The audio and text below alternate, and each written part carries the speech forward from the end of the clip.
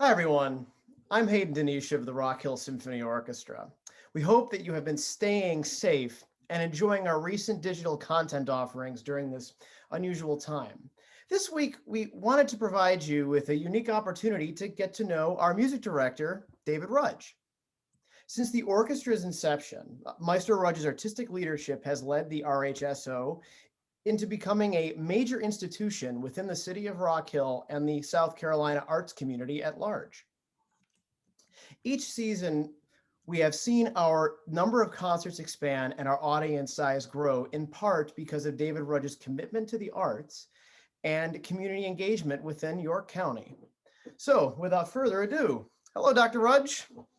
Hi, How I are you? uh, I thought since this is not all about me, let me introduce you to the people who are watching.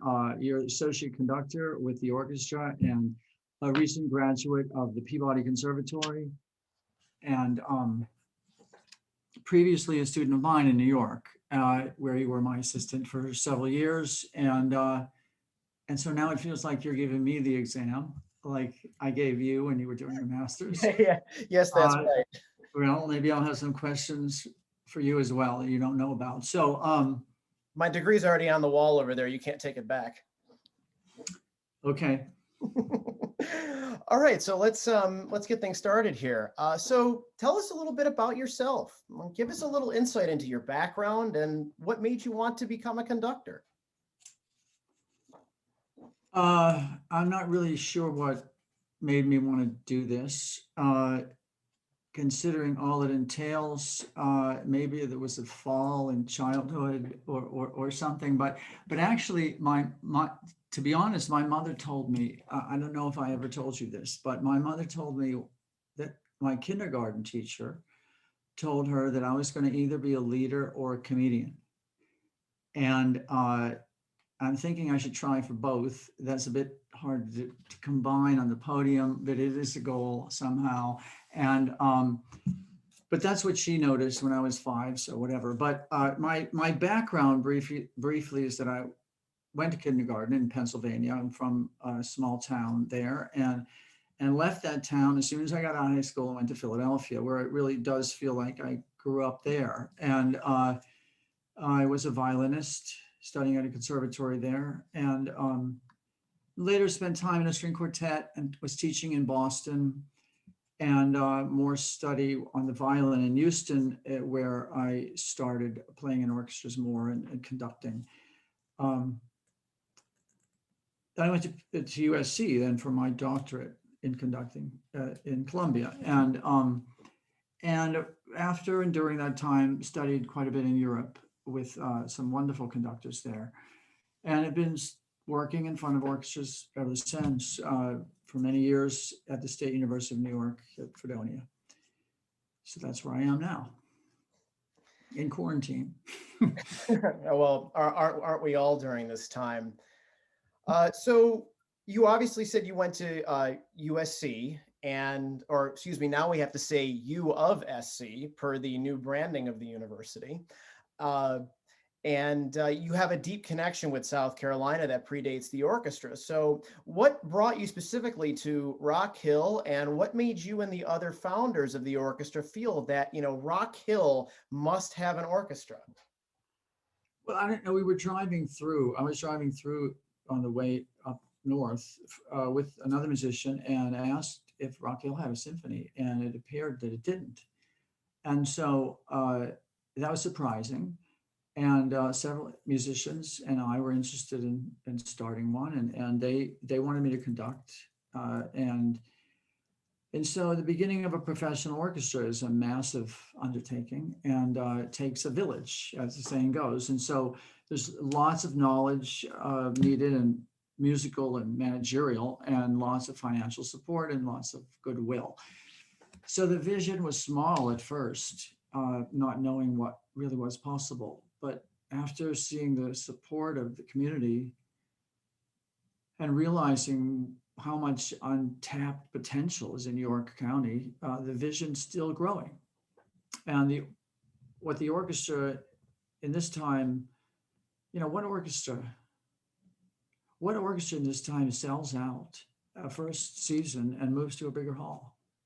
I mean, I can't find one in the country. And so it's just so optimistic from that sort of what happened to us that uh, keep continually look forward to what we can do. No, I love when I get to visit Rock Hill and, I get off the airplane coming down from Maryland to help out and work on the concert series. And, when I get picked up by an Uber or something in Charlotte to take me to Rock Hill, I'll strike up a conversation with that individual about the orchestra. And one of two things will happen. Either A, they don't know that the city has an orchestra, but they get so excited at the fact that they do um, as a sense of pride.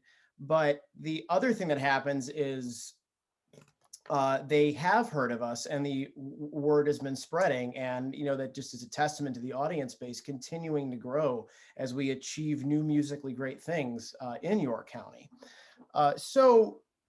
More about you here. What are some musical figures that have inspired you during your life? I can think of two that were most inspiring. Renato Bononcini was one, and David Darling is another one. And both of these musicians have deeply changed the way I make music. I think I like extremes, in who I study with. And some of my violin teachers have been remarkable in that way. I came from a small town, as I mentioned, but I also came from a pretty bad violin teacher in that town. There wasn't anybody. And so I found the best technicians around in Philadelphia. And then after this, I ran into this kind of renowned coach, chamber music coach, Bononcini. And I took a lesson with him and found that he could teach like he could coach.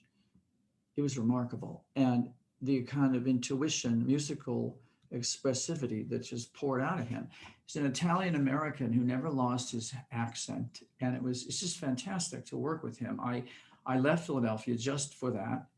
And he's a big spirit and a big singing voice. And he could get the most unmusical player to transform within minutes. And so, I mean, a kind of person like, I was playing in a Bartok quartet once, and with good players, and we looked up, we played something, we were finished, and we looked up, and he's sitting at the piano with the score, and tears coming down his face, and just say how much this man must have suffered. Everybody just stops, and it was this sort of like deeply connected with the music, that whatever music he was working with. And the other musician, David Darling, is a name some people might know, some people might not know him. He was a Grammy award-winning cellist, but he's mostly an improviser, unique to the world of music. And I started working with him in the 80s. And when he started this organization called Music for People, it's kind of international in scope now, and bringing free improvisation to as a way of musical life to people all over the world now. He is the best music teacher I ever encountered, without question. The highest level performer, and he could relate to every age, and with fantastic humor and kindness and ability. I mean, he believed and got me to believe that everyone is inherently musical. And he had ways of pulling this kind of music out of even the most passive audience that just came and was planning on sitting there. They were involved before long in a concert even. And so this whole way of using improvisation for that reason, and to enhance someone's musicianship, has stayed with me all these years, and I'm part of Music for People now, and which has been way ahead of the curve for decades. These things that are trends now, we've been doing for years. And as far as innovatively making your own music instead of only playing other people's music. So I mean, you know some about that because I teach that class at Fredonia and you took that class. I don't know how much I told you about David, but he's been a great inspiration. I will say, as a former student of a free improvisation class with Dr. Rudge, in the same vein as David Darling, that class is instrumentally important with getting anybody, regardless of musical skill level, musician, non-musician alike, to come out of their shell and be comfortable with self-expression. And it's a real confidence booster to any performer that goes through it. You've brought a little bit of that to your visits to the schools in South Carolina, correct? Yeah. I went into the schools, I think, twice now and worked with them. And, you know, kids, anybody really is shocked when you say, I want to hear what you think. I want to hear what you want to play, you know, because we're so programmed for so many years to just follow orders and do what I tell you to do and do what the composer writes down and wants you to do. And then it's almost shocking when someone says, what do you have to say? I mean, if you're an English student, you should know how to write how I spend my summer vacation. But as a musician, and not so much, even after 3 degrees. Advanced degrees, it's not even asked of players. That's changing now, as I mentioned, but um, it was great to get in onto the ground level on that kind of thing and have done it so many years now, and now taking it out into schools and into to audiences. So yeah. So I noticed when I asked you about some musical figures that have inspired you, I noticed you didn't mention any conductors. So just briefly, who are some conductors you've maybe drawn some inspiration from? Watching, listening to, maybe you've played for them or have been taught by them? I was taught by one conductor, which I mentioned to you, was inspiring in a very different way. The old school maestro way with Charles Brook. And he was a notorious conducting teacher.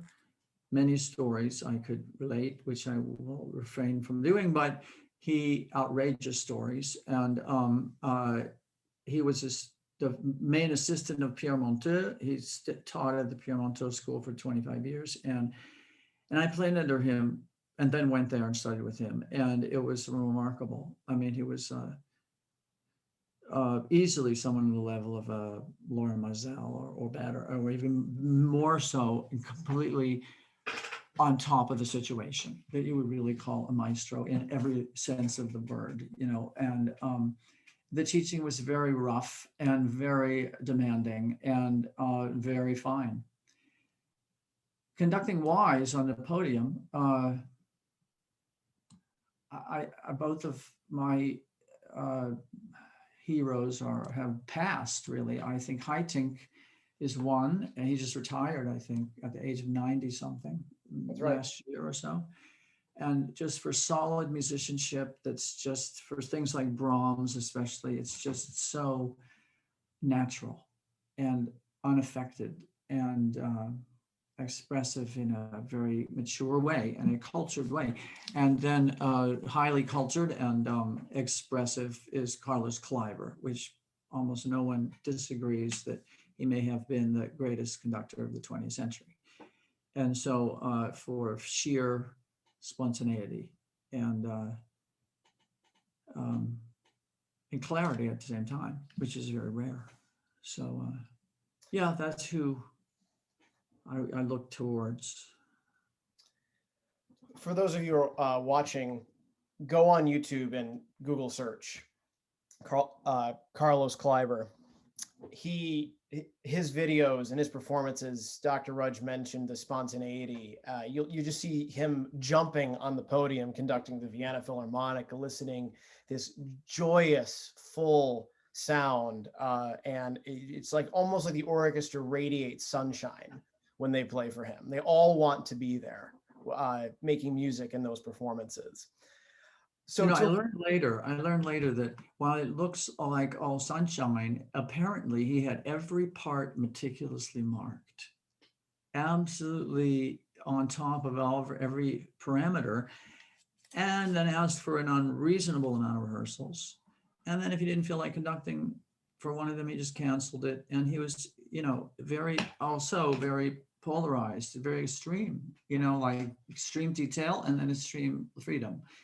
So this is a very advanced musician. There are very few like this. And the result, yeah, it's on YouTube. People should see it, if you're interested. It's rare. So to round out your interests, who are your favorite composers? Well, that's always a hard question.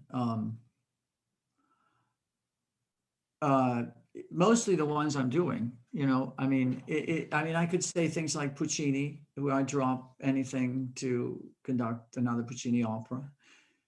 Uh, Elgar. I mean, there's so much music to explore, but mainly it's the one I'm working with at that time. It's kind of like being with the person you're with, instead of always one thing, wishing I could conduct this composer instead of that one. So that question's always hard, but rarely even if they're not my favorite composer, I find things, if you look hard enough, that are pretty extraordinary in most music we do, because most of it is masterpieces. And so, right. Yeah, that's about all I can say with that. I will say to follow that up, having been a former student of Dr. Rudge as an undergraduate violist and as a graduate conductor, I discovered fun and new things in some lesser known composers, such as, by Vasily Kalinikov, which we performed at Rock Hill Symphony, the Tsar Boris Overture last season, and also the César Franck and his famous symphony in D minor. And we would get these pieces in Dr. Rudge's orchestra, and maybe we would be a little cold to it, not You not didn't so like the Franck. enthusiastic. If I remember, you didn't like the Franck. And then later you told me you changed your mind. So, and right, and I can say that because the first time I played the Franck in the orchestra for Dr. Rudge in the viola section, and I found it boring. I didn't really get it. I was only thinking very much just about my own part. But then later, I was at a summer music festival and I was tasked on only 1 week of rehearsal to conduct the same piece. So naturally, I called Dr. Rudge and we talked about it. And by conducting the piece and our discussions and him showing me some new things, I gained a newfound appreciation for it. And now I have this piece in my conducting repertoire that I can do that not many conductors study. It's So out of style these days, but I still see nothing I don't like about the Franck D minor symphony. If brought off, it's fantastic music, but everyone doesn't think that. So people have different opinions and tastes. I like a lot of French music, and a lot of French music's not played that much in this country. We get more German music, more Russian music, but there's some wonderful French music. It's not easy. And I think that's one reason, but well, what makes, before we move on from Franck, what makes that symphony, I think, so tremendous is that actually that piece is not French. It's Belgian. Cesar well, Franck, yeah, that's Belgian true. composer. And so what ends up happening is Dr. Rudge mentioned the ornate detail of French music, but it also has German drama in it as well. And those two things come together in a in one symphony that's only 3 movements. It's not very long, and I think thus that makes it pretty accessible and enjoyable if audiences are exposed to the piece. Anyway, uh, so looking over your resume, Dr. Rudge, here at Rock Hill Symphony, we've seen that you've worked with a large number of soloists in your career, most notably critically acclaimed cellist Yo-Yo Ma. Fun fact, I was in the orchestra at Fredoni when Dr. Rudge had the privilege of collaborating with Yo-Yo Ma. It was a wonderful weekend of music making. So what's it like to work with a musical personality of that stature? Well, as you probably remember, he exudes this kind of extraordinarily positive energy. It's not it. That's him. That's not a put on. And it just lights up a room, and even a whole crowd, an audience of people can get that from him. He walks out like he really wants to be there, and you sense that, and so he's fully present, and present without fear, and so technique is not an issue on the instrument, but it's just fearless in many, many extraordinary ways. And we did that concert, and most people didn't know that I didn't have a chance to go over the concerto with him before we started rehearsing, because he was late coming in from Pittsburgh Symphony, and so we had 5 minutes to go over a 45-minute concerto. And so he said, "Don't worry about it. I'll just do what you like. I'll just follow you. I've done it so many times." Well, okay, but that's really not how it works.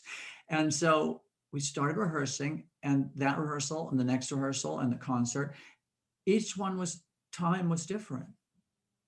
Each time was different, slightly different. And it was completely clearly conveyed to me how he wants to do it, which is so communicative and so spontaneous. Again, like on a high level of a master instrumentalist, that it doesn't even feel like you're taking chances that at that level. You just do what you feel in the moment, and with him, I attributed that to him playing with a lot of folk musicians who don't read printed music, that improvise a lot, and his whole Silk Road project is filled with people like this.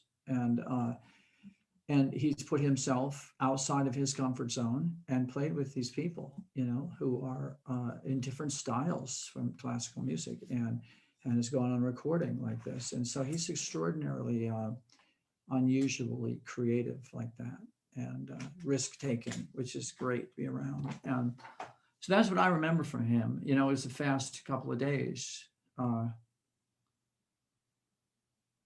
Yeah. Based on Is that how you remember it? Is that how you remember it? I remember being a fast couple of days. I remember the overture of that concert, my string breaking and having to run off stage, only having to come, try to get it fixed. Didn't have a string in my case, had to pull a string from someone else's case. No, I had to pull the string, and I had to change it fast because the audience was waiting. Yes, I remember this. Yeah. Yes, And then and then go back out, play the Enigma variations, and then at the end it was like all that stress, because Yo-Yo Ma was on the second half. His energy just alleviated all that stress for everyone, and it was one of the most memorable concerts. Except since we're talking about it, you stressed him out. You have to. We can't forget that part, because that's right. he asked for, and it was kind of bizarre. He turned to the audience and said, "What should I play for an encore?" I asked for requests, which nobody does. And then you shouted out the Sixth Suite, which is the most difficult Bach suite. And suddenly, since you did it so loudly, he couldn't ignore it. And he sat real still and tried to remember this movement, which is not usually played for an encore. And he did it. And then he was like kind of shocked when he came off stage, like, who asked for this? Who asked for this piece? And his manager is standing there and said, "Well, it's a college town. Anybody could." And I was like, "How do you take requests for an encore?" And it was this whole thing as applause was going on, because maybe he took too many risks in that very moment, and you stepped in. I still have, it's in the other room. When he came back out on stage to take a bow, because he's just after that encore, he's just such a friendly guy. He motioned me to get up and give him a hug, and someone from the sound booth took a picture of that. So that sits on my dresser in the other room. So because you described that experience in such, ornate detail, it sounds to me like you're one of these conductors who really tries to take something away from working with these notable soloists, not just work with them and then, move on to the next gig. Yeah. I mean, you can learn from everyone like that. So many other people, when I work with David Kim, I was just telling a violinist the other day some tricks he has in the Sibelius Concerto, things like that. You just learn these things from people that are really experienced with that repertoire. And yeah, it's great. It's great to collaborate with people at that level. Okay, so I need to ask now, back about Rock Hill, South Carolina. What do you like most about the city of Rock Hill and the area as a whole? I'd say the people, for a person who builds orchestras, what's not to like about a place that wants to start and build an orchestra. I mean, it's unusual, and and the people have been great. A lot of people didn't expect there'd be an orchestra, so they're very sort of, wow, what's this? And then they are curious, and then they come back once they come to a concert. And just the whole hospitality aspect of the South in general compared to New York, and about this whole project. The board of directors and the volunteers and our small staff has just really rolled up their sleeves and get it to happen.